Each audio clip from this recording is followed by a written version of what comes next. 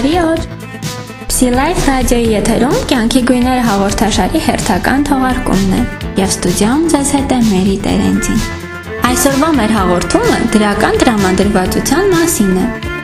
Կյանքի բոլոր ոլորտներում հաջողության հասնելու շանսերը մեծանում են, երբ մենք դրական ենք տրամադրվում։ Իսկ ինչ է դրական տրամադրվածությունը։ Մարկ Տվենը տեղին է ասել. կյանքում ես շատ սարսափելի բաների միջով եմ անցել։ Դրանցից մի քանիսը իսկապես պատահել են։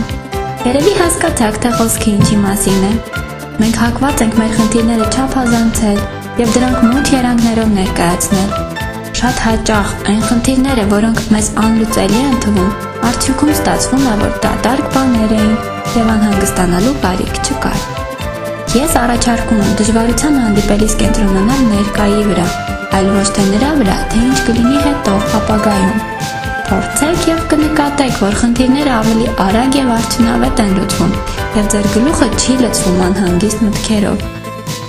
Բացի այդ, խոսեք դրական լեզվով։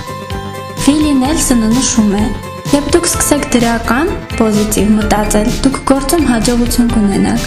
Երևի ձեզ հանդիպել են մարդիկ, ովքեր անընդհատ բողոքում են եղանակից, կոլեկտիվից, հարևաններից, խցանումներից։ Երբեմն դուք եք չէ այդպես անում։ Ես էլ եմ անում, բայց պետք է միշտ հիշել, որ մեր խոսքերը մտքեր են ձևավորում, իսկ մտքերը նյութական են։ Այսպիսով, որքան շատ դրական բառեր օգտագործենք, այնքան ավելի դրական կսկսենք մտածել եւ հաջողությունները կպտտվեն մեր շուրջը։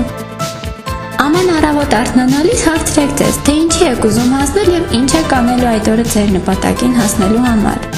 Համակերպեք այն մտքերդ, որ ոչինչ իդեալական չէ, դուք նույնպես։ Հերիք են նախատեք ձեզ ամեն մի սխալի կամ թերացման համար։ Շնչեք խորը, ամբողջ կրծքավանդակով։ Պարտացեք ձեզանով ու ձեր ձեռքբերումներով։ Լինում են դեպքեր, երբ ամեն ինչ այնպես չի ընթանում, ինչպես պլանավորել էիք, եւ դա նորմալ է։ Կյանքում հնարավոր չէ վերահսկել ամեն ինչ եւ այդ ընթացքում սխալներ թույլ չտալ։ Ժամանակի հետ ամեն ինչ հարթվում է, հիշեք դրա մասին։ Շփվեք լավատես մարդկանց հետ կամ ձեր ընկերներին ստիպեք մտածել պոզիտիվ։ Այնպես է ստացվել, որ այն մարդիկ, ում հետ մենք երկար ժամանակ ենք անցկացնում, ազդում են աշխարհի մեր ընկալման ձևի վրա եւ հակառակը։ Որքան շատ մենք շփման մեջ ներդնենք դրական եւ լավատեսական լիցքեր, այնքան վառ գույներով կներկվի մեր կյանքը։ Դա զգալու ամենալավ միջոցներից մեկը։ Փորձեք փոխել շրջապատող աշխարհը։ Դրա համար իհարկե պարտադիր չէ ազգին փրկել, երկրաշարժ կանգնեցնել կամ նախագահ դառնալ։ Հերիք է պարզապես ժպտալ անծանոթին, գործընկերոջը գեղեցիկ մի խոսք ասել կամ օգնել տատիկին փողոցն անցնել։ Շարունակեք սովորել։ Եղեք հետաքրքրասեր, անընդհատ ձգտեք իմանալ նորը ու ավելին։ Միշտ կգտնվի ինչ-որ մի բան, որը դուք դեռ չգիտեք։